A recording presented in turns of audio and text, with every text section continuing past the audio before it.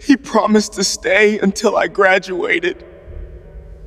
A billionaire's funeral began with empty seats, not delayed, not late, empty. 3 chairs in the front row, reserved for his children, untouched. And in a cathedral filled with power, wealth, and people dressed in black, only one person cried like he had lost everything. A homeless boy in torn shoes, whispering something into the casket. And what he said would change the fate of a billion-dollar empire. But before we continue this story, take a quick second to support the channel.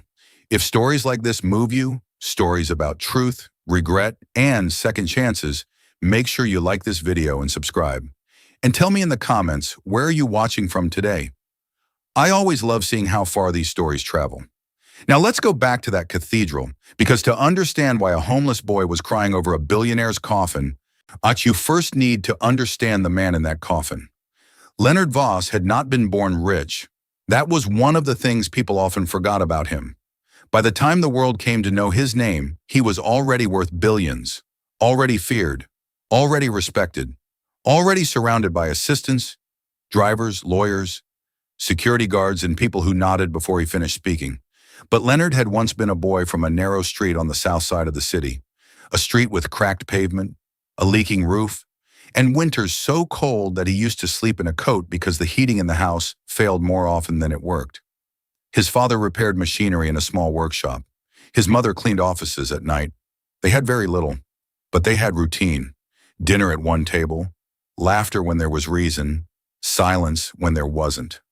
And Leonard learned early that money decided how much dignity the world allowed you to keep. He hated that lesson.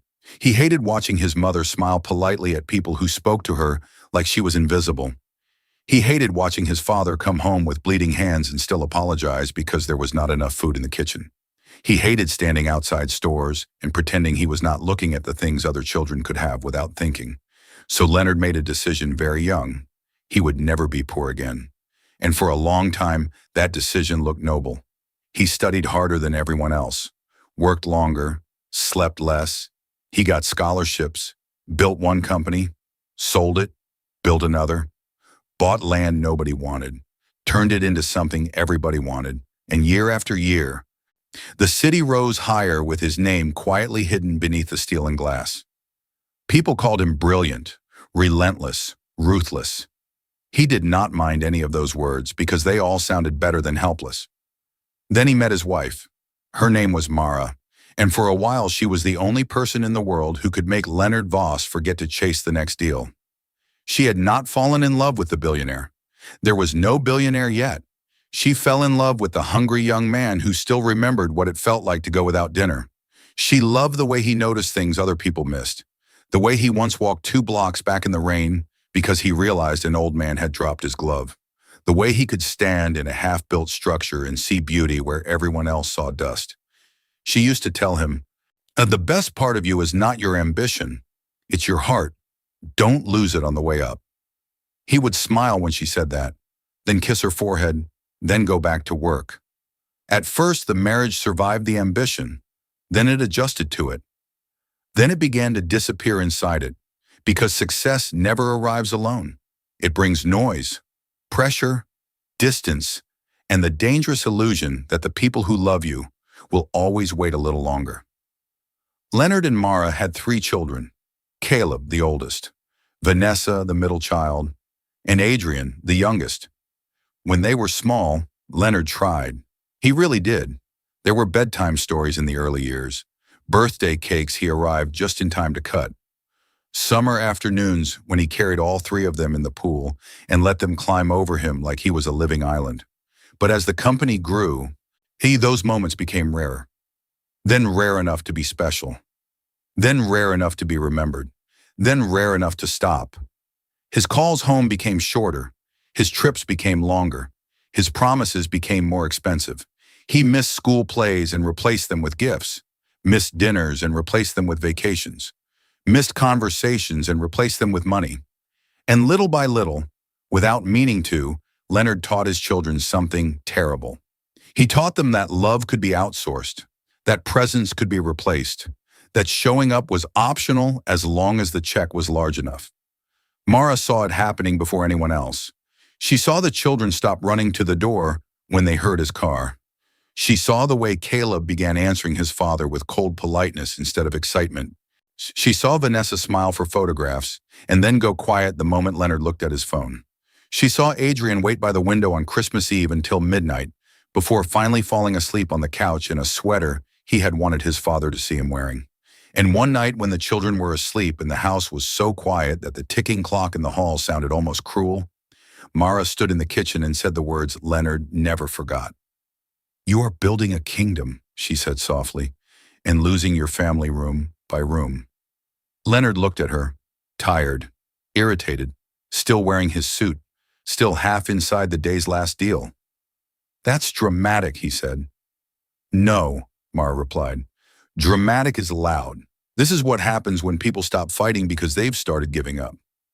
He said nothing, and that silence, that one silence, more stayed between them for years. The children grew older, the house grew quieter, the table grew longer, the laughter grew shorter.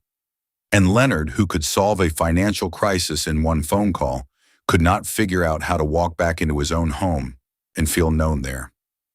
Then Mara died. At least that was what Leonard believed. The call came while he was in Singapore closing a deal worth more than the entire neighborhood where he had grown up. There had been an accident, they told him. A vehicle on a mountain road. Fire. No survivors identified at the scene. The authorities were still sorting details. Leonard flew back like a man whose body had outrun his soul. By the time he arrived, everything was already arranged, too smooth, too final. His mother handled most of it. That should have been the first sign. She told him the children had been sent away for the week. She said it was better that way. She said he was in no condition to explain anything. She said the coffin had to remain closed. The damage was too severe. He believed her. Or maybe he needed to, because the alternative was too horrible to examine. And from that day on, something inside Leonard Voss froze.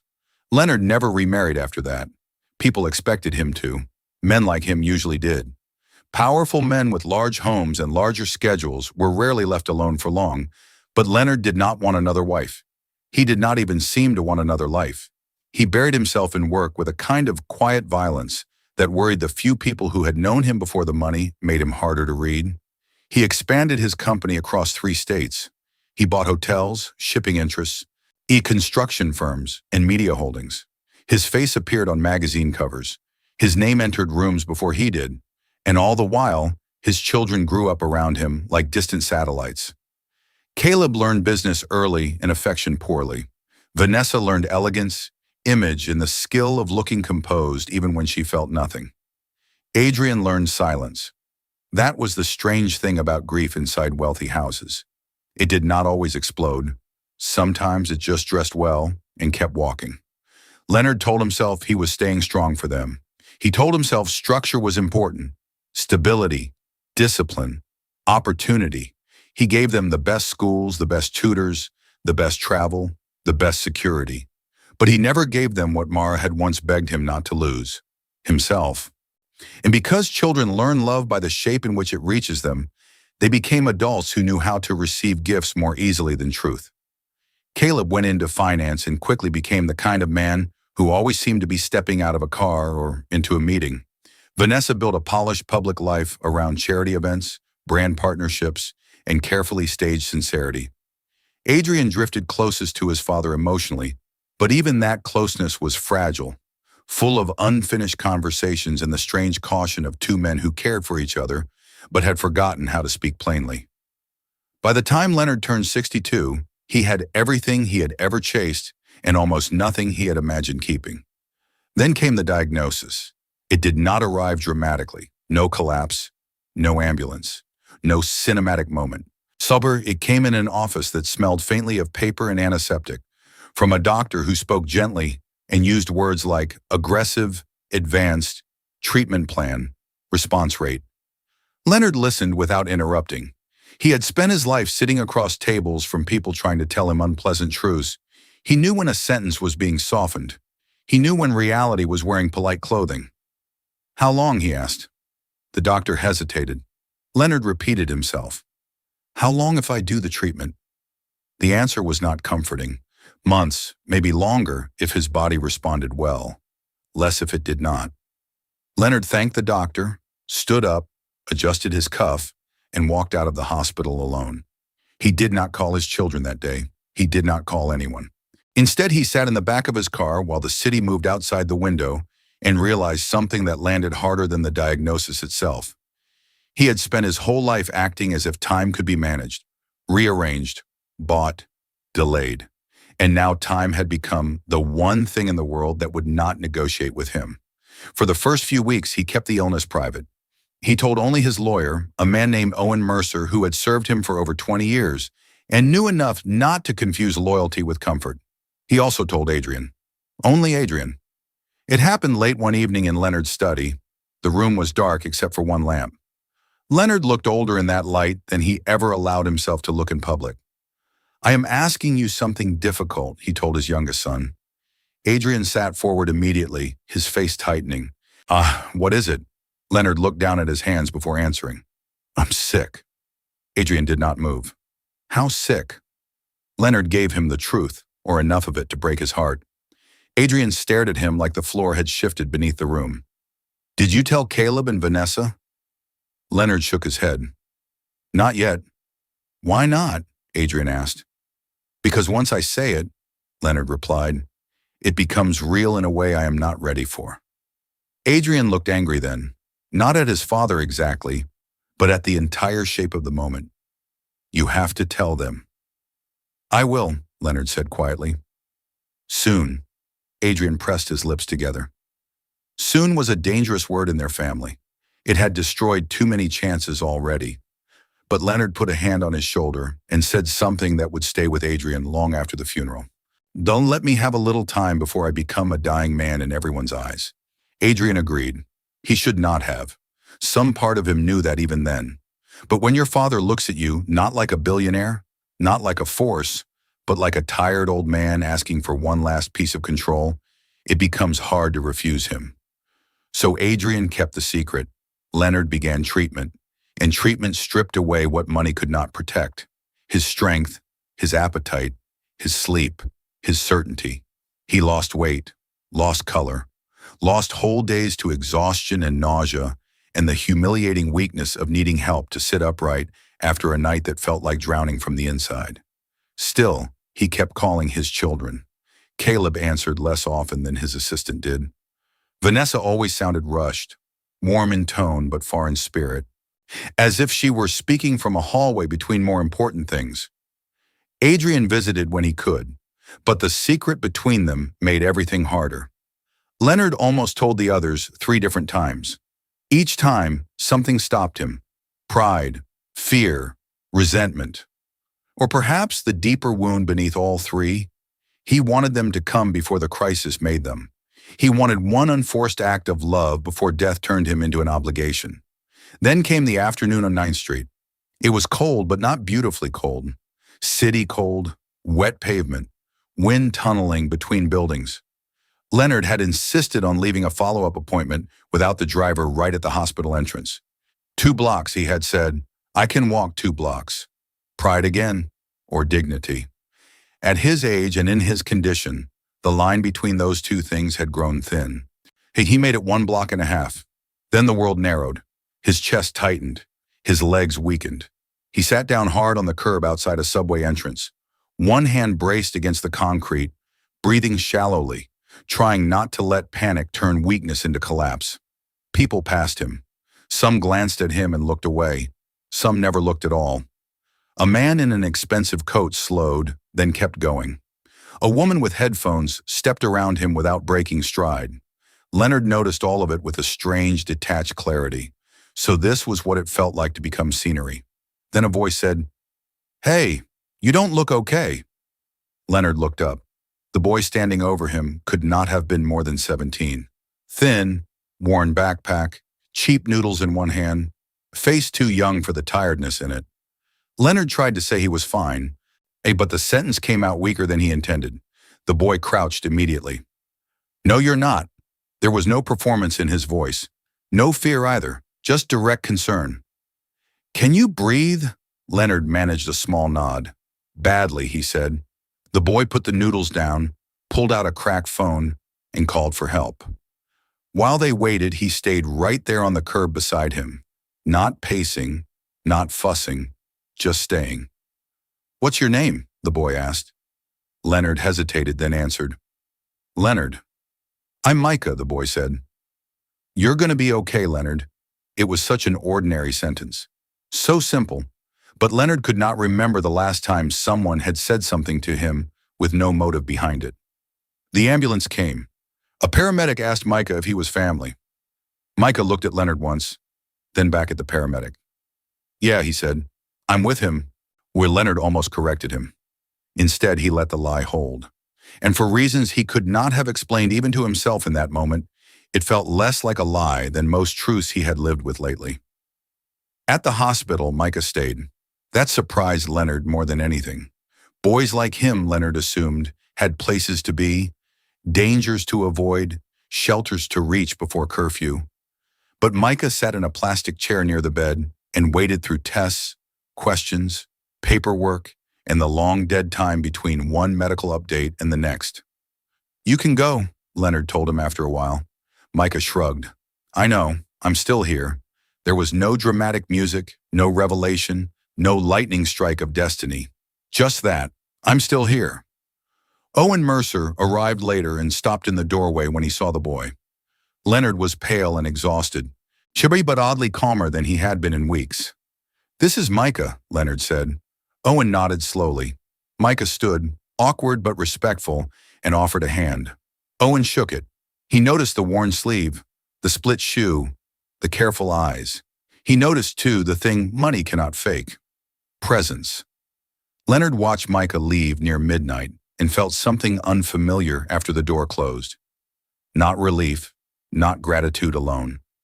Loss. As if the room had become emptier the second the boy walked out. The next day, against all logic and expectation, Micah came back. And that was the beginning of the secret that would one day bring a cathedral to silence. No ban mon, toi viet ngai fan balien mach theo jung hypnai. The next day, Leonard expected the boy not to return. That would have made sense. And that would have followed every pattern he had come to understand about people. But Micah came back. Same worn jacket, same quiet eyes. This time carrying 2 cups of cheap coffee, one already half spilling because the lid didn't fit properly. He placed it carefully on the small hospital table and said, "I didn't know if you liked sugar." Leonard looked at the cup for a second longer than necessary. "I do," he said. It wasn't about the coffee, it was about the question. Nobody had asked him what he liked in years. People assumed, people arranged, people delivered, but they didn't ask. Micah pulled the chair closer and sat down like he belonged there, not in a disrespectful way, but in the natural way of someone who doesn't overthink their right to care.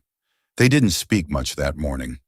Leonard was tired, and Micah seemed to understand that silence didn't need to be filled.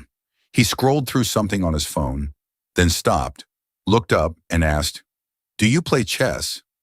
Leonard almost smiled. "Badly," he said. Micah's mouth tilted slightly. "Good. Then I can win." That afternoon, he came back with a small, worn chessboard, missing pieces. The black queen was gone, so he used a bottle cap.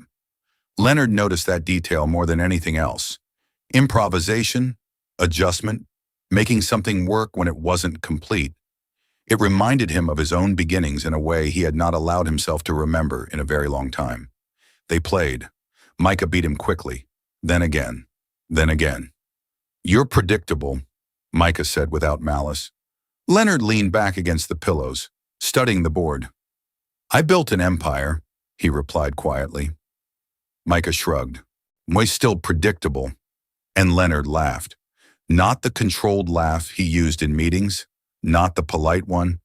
A real laugh that surprised even him. The nurses noticed the change before anyone else did. His vitals were still fragile. His body was still failing. But something about him had shifted. He spoke more. He asked questions.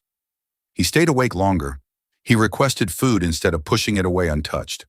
When Micah was there, Leonard looked less like a man waiting for the end and more like someone still inside his own life.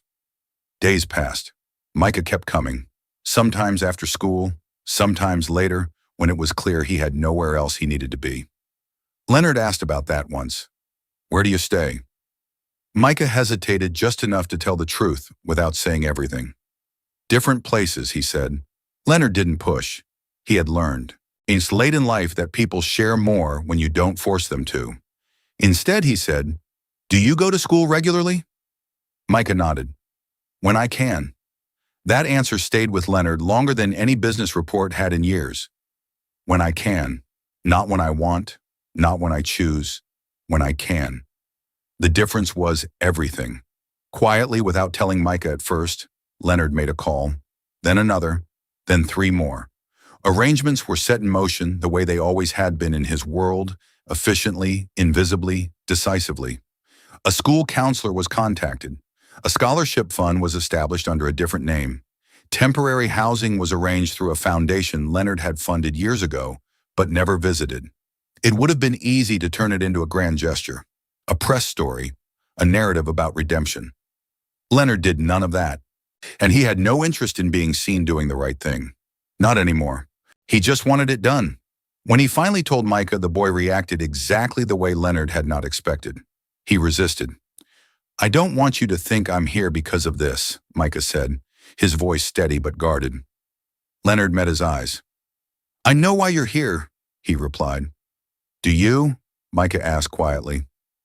Leonard didn't answer immediately. He reached forward and moved a piece on the chessboard, then said, "Because you decided to stay when you didn't have to." Micah looked at him for a long moment. Then he nodded once. That was enough. From that point on, their routine formed naturally. Chess in the afternoons, conversations in the evenings, silence when words were unnecessary. Micah told him about his mother, who had died 2 years earlier after a long illness. He spoke about it without self-pity, but there was a carefulness in his tone, utterly like someone stepping around a wound that had not fully healed. Leonard listened, truly listened, not as a man collecting information, but as someone receiving it. In return, Leonard began telling stories he had not told in decades, not about deals or companies, but about being a boy in a small house with a leaking roof, about working nights in a warehouse while studying during the day, about the first time he had enough money to buy his parents something without checking the price. Micah didn't react the way people usually did when they heard those stories. He didn't look impressed. He didn't look intimidated. He just nodded, occasionally asked a question, occasionally challenged something Leonard said. "So you had nothing, and then you had everything, and you still ended up here," Micah said one evening, gesturing lightly to the hospital room. Leonard followed the gesture with his eyes. "Yes," he said. "Then what was the point?" Micah asked. It wasn't disrespectful. It was honest. Leonard sat with that question longer than he had sat with any financial decision in his entire career. "I used to think the point was to never feel powerless again," he said finally. "And now?" Micah asked. Leonard looked at him. Really looked. "Now I think the point is to not end up alone." The room went quiet after that.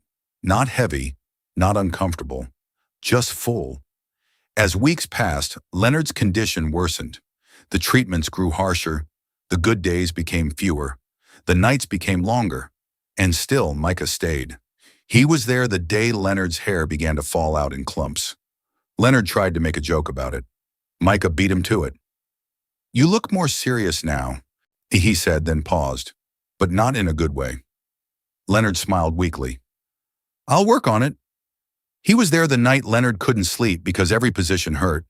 The machines hummed softly in the background, marking time in a way that felt both precise and meaningless.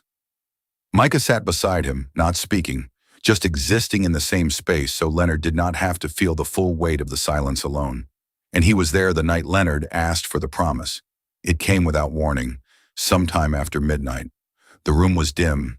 The city outside was quiet in that strange way it sometimes becomes, as if the noise has stepped back just enough for people to hear themselves think. Leonard's voice was softer than Micah had ever heard it. "I need you to promise me something." Micah looked up immediately. "What is it?"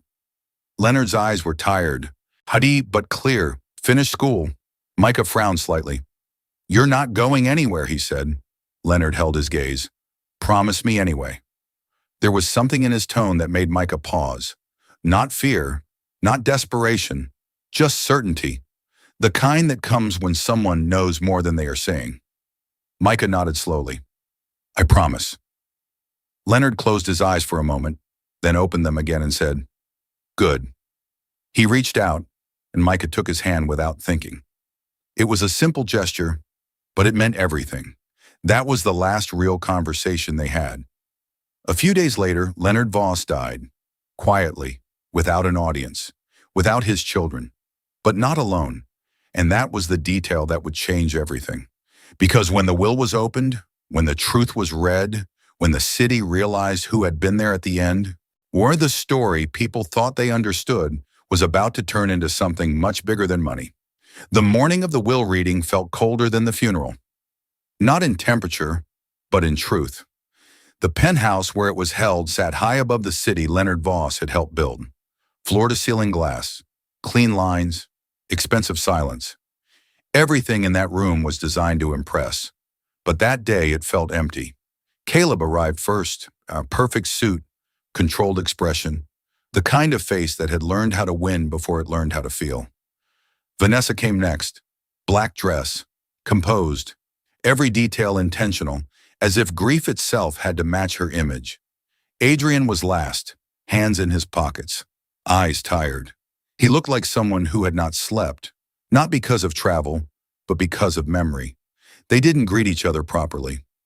Just small nods, short glances, a family that shared blood, but not closeness.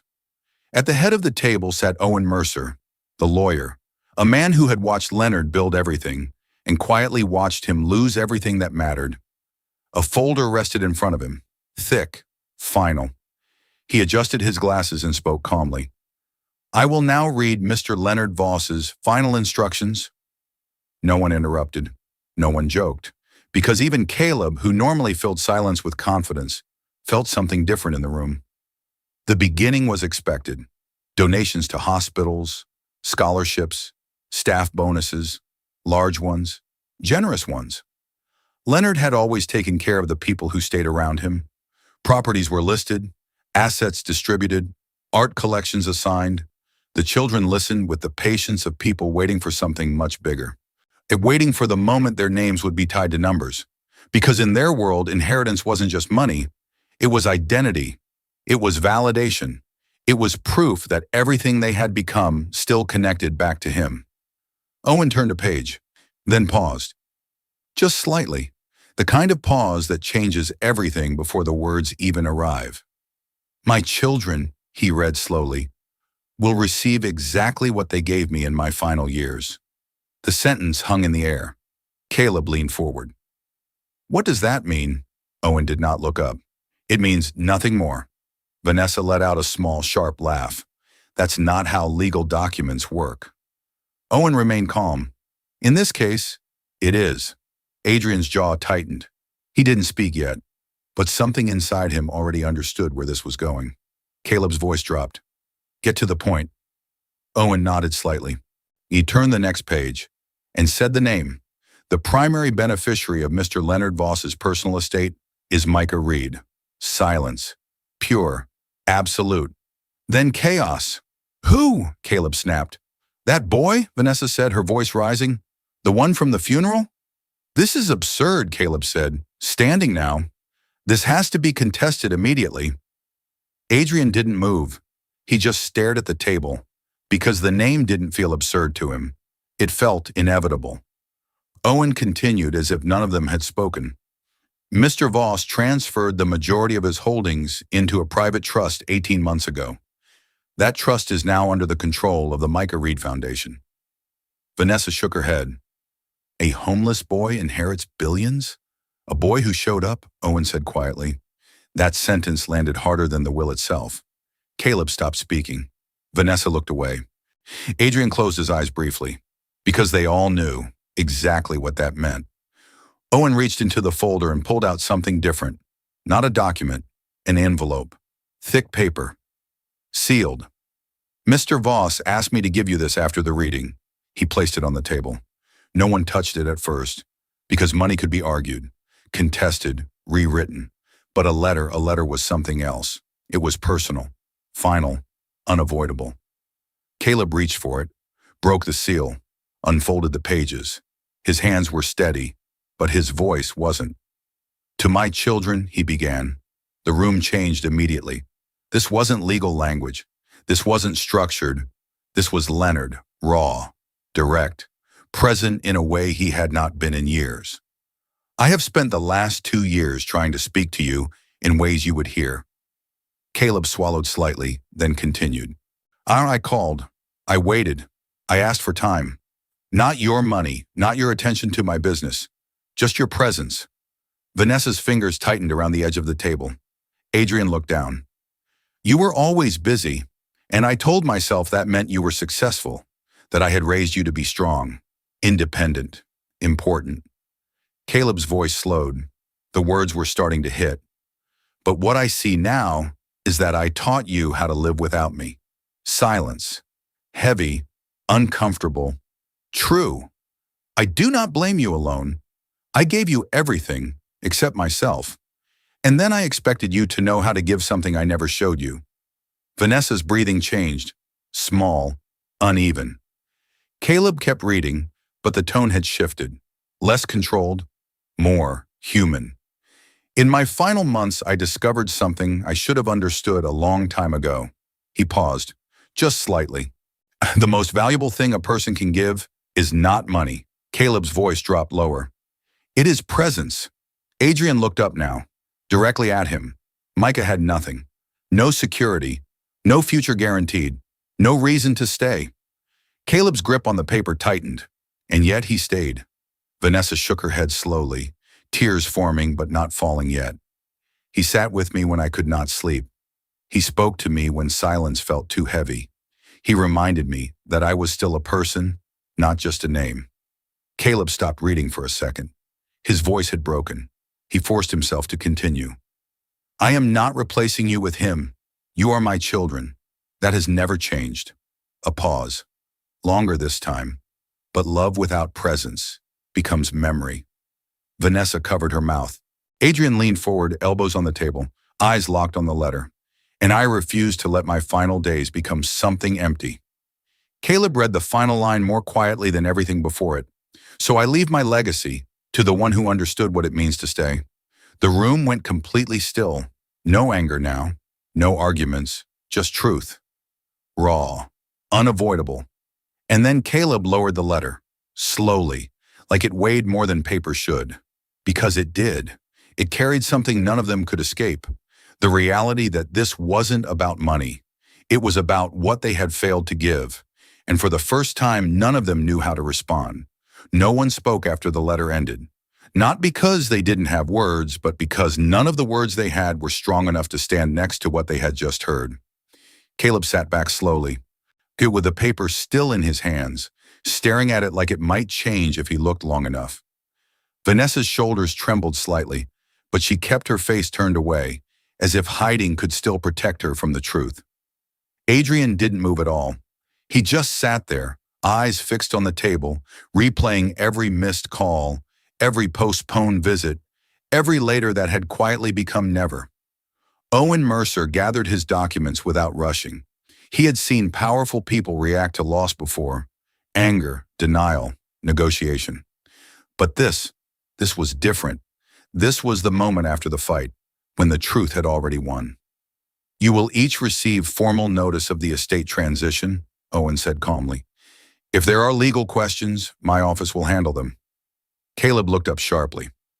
"Legal questions?" he repeated. "You mean contesting this?" Owen met his eyes.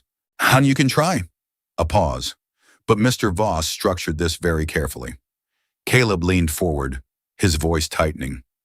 "He gave everything to a boy who isn't even the one who stayed," Owen interrupted quietly. The sentence cut through everything again. Caleb stopped, because arguing against that meant admitting something he wasn't ready to say out loud. Owen picked up his folder, then paused at the door. "He kept every message you ever sent him," he said without turning back. "Even the ones your assistants wrote." The door closed behind him, and suddenly the room felt too quiet. Caleb stood up first, walked toward the window. The city stretched out below him. Towers, streets, movement, everything his father had built, everything he thought he would inherit. Now it all felt distant. Vanessa finally let the tears fall, not controlled, not graceful, real.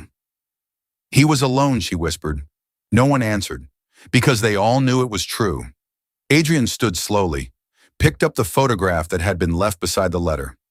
Leonard, smiling, alive in a way none of them remembered. He wasn't alone at the end, Adrian said quietly. Caleb turned. That doesn't make this right. Adrian looked at him. Not angry, not defensive, just honest. It makes it true. That was worse. Because truth doesn't argue. It just stays there. Heavy, permanent. Days passed. The story exploded. Headlines everywhere. Billionaire leaves fortune to homeless boy. Children absent at funeral. Viral video. The whisper. The promise. People didn't just watch. They judged. Not loudly at first, but steadily.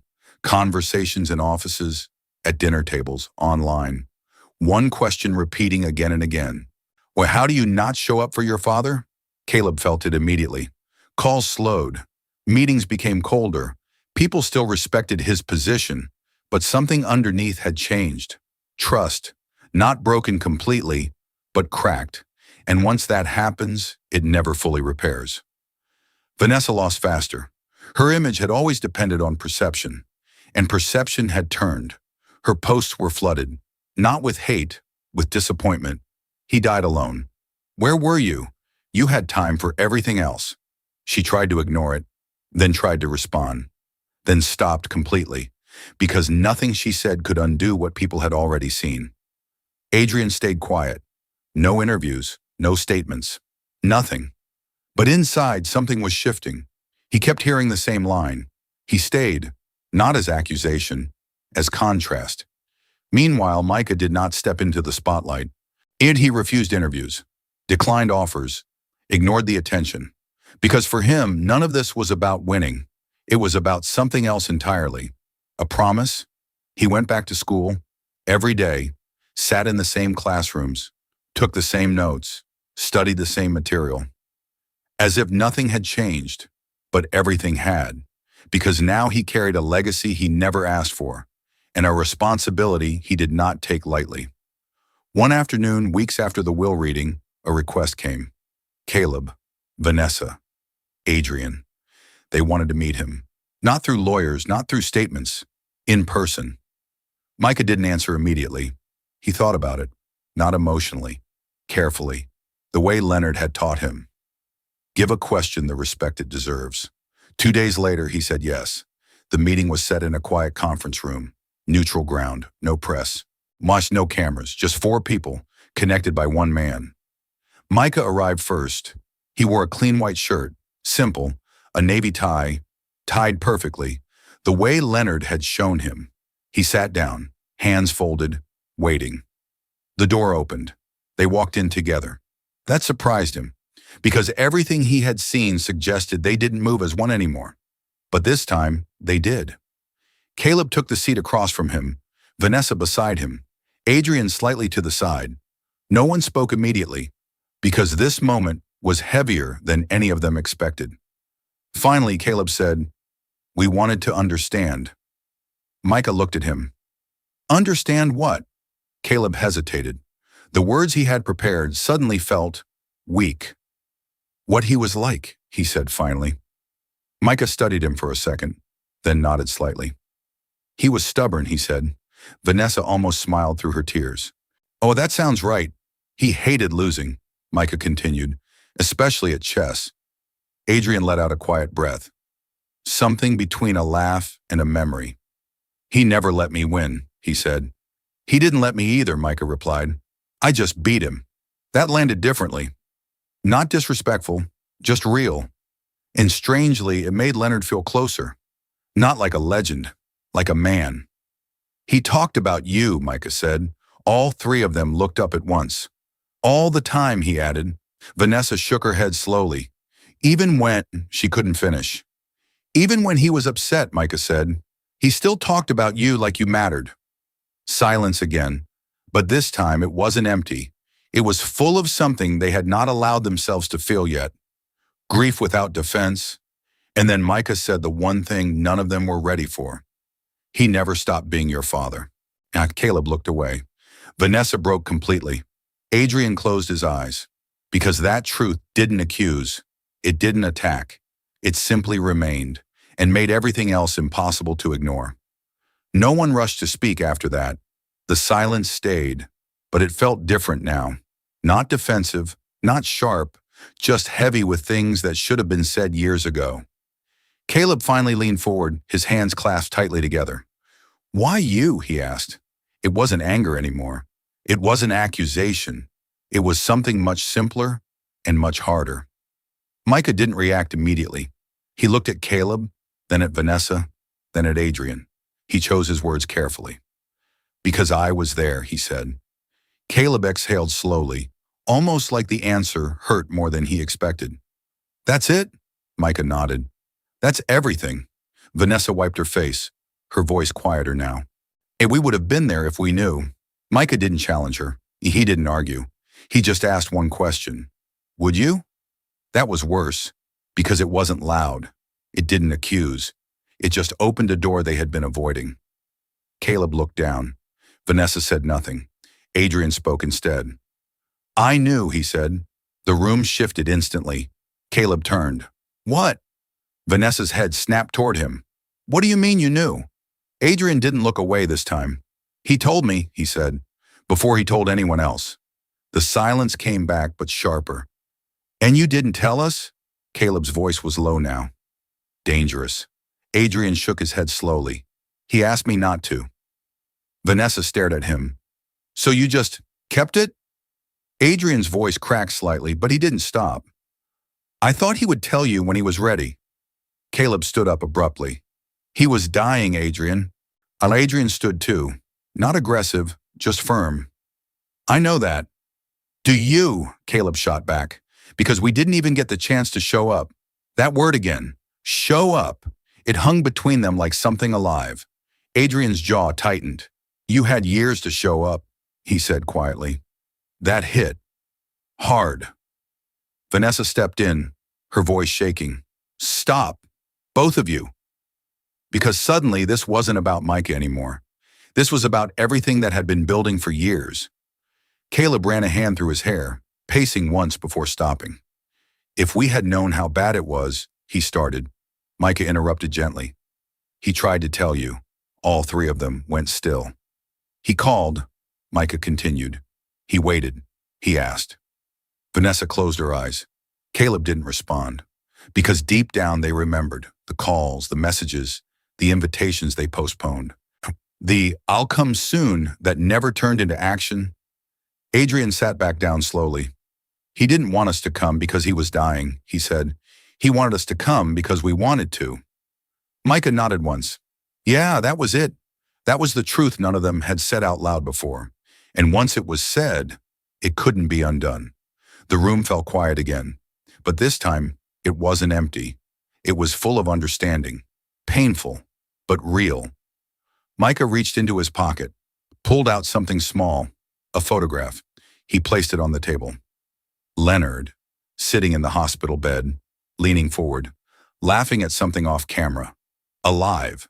Not the version they knew. Not distant. Not unreachable. Just human. "He was like this a lot," Micah said. Vanessa picked up the photo with shaking hands. "He looks different," she whispered. "He was," Micah replied. "At the end, he was just him." Caleb stared at the image, his father laughing. No pressure, no performance, just presence. And something inside him shifted. Not dramatically, not all at once, but enough. Enough to make him realize something he had never allowed himself to see.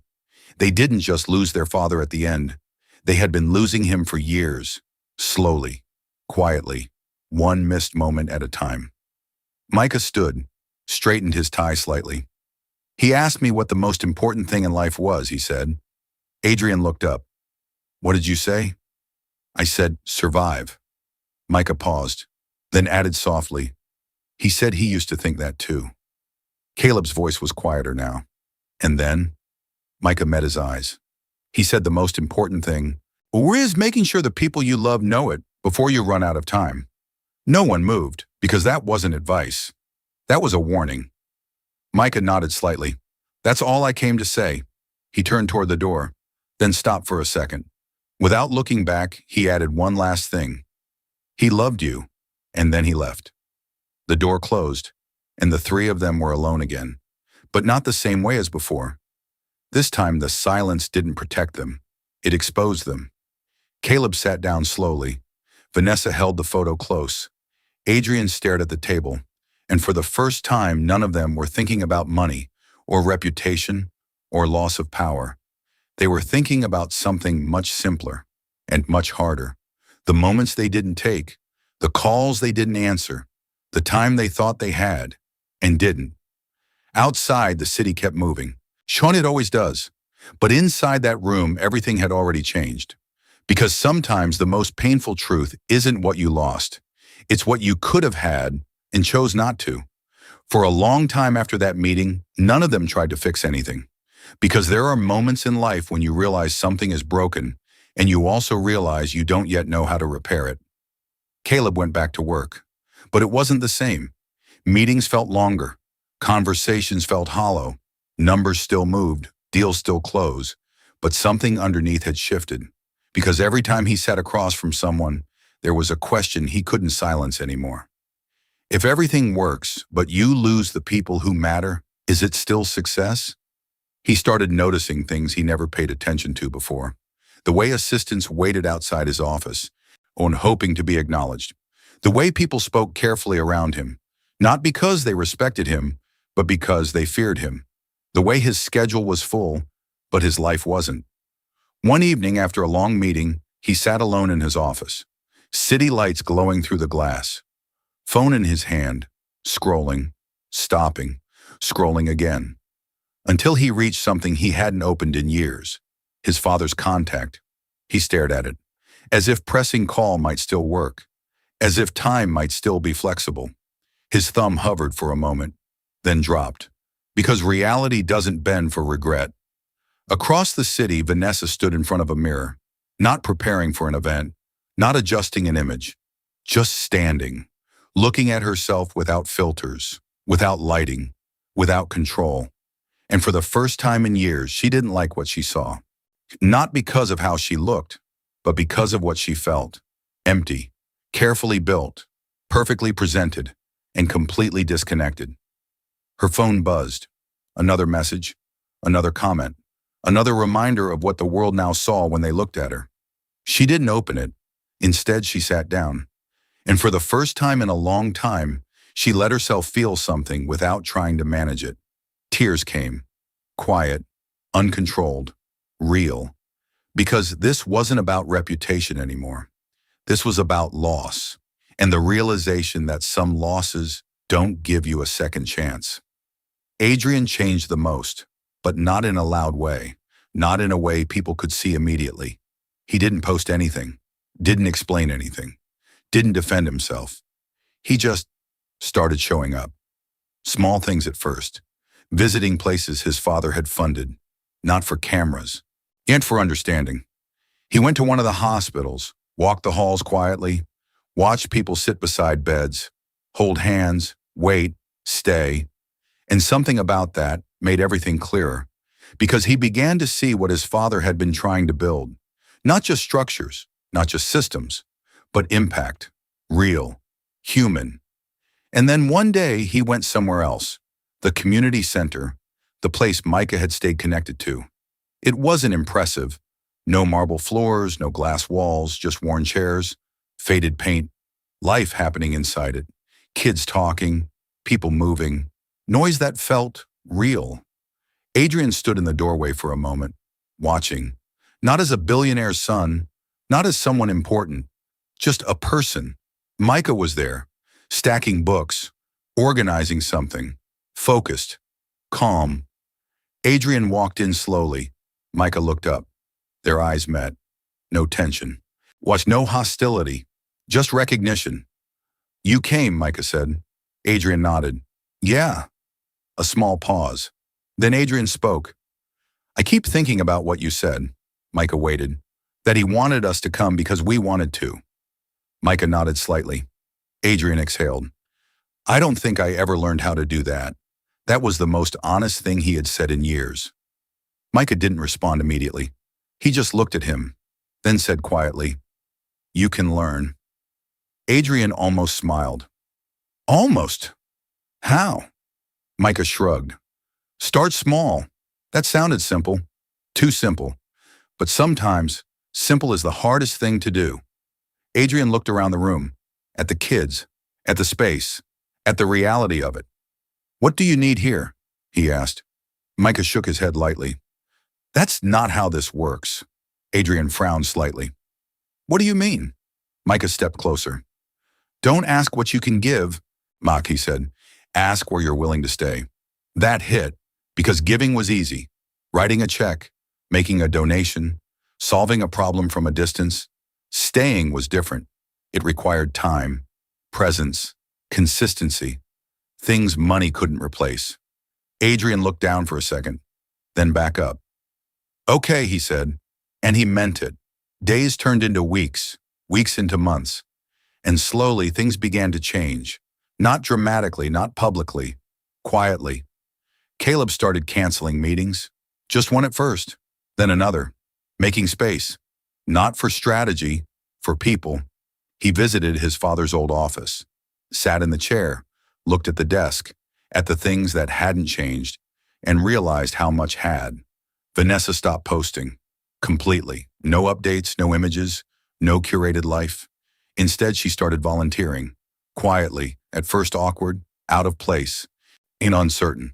But she stayed, even when it wasn't comfortable, even when no one noticed, because that was the point. Adrian kept going back to the center, not as a visitor, not as a donor, but as someone learning how to be present. He helped, listened, watched, failed, tried again, and Micah never treated them differently. No special respect, no resentment, just honesty. Because that's what Leonard had valued most at the end. Not status, not power, truth. 1 year later, everything looked different. Not on the outside, the city still stood. The building still carried Leonard's name. The money still moved. But underneath, something had shifted.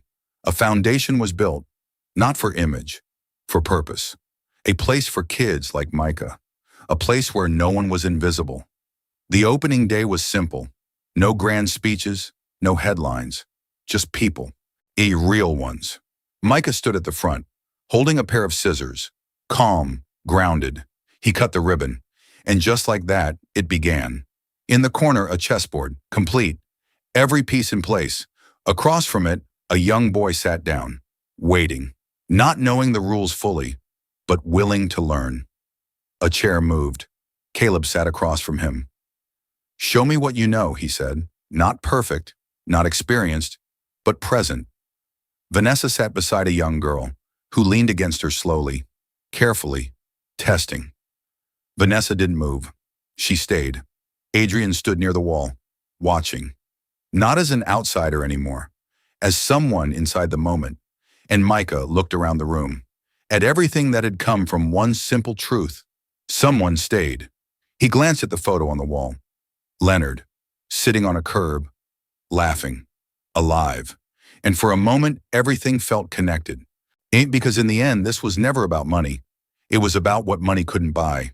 Presence, time, and the choice to show up. If this story meant something to you, tell me in the comments what you learned and where you're watching from. I read every single one.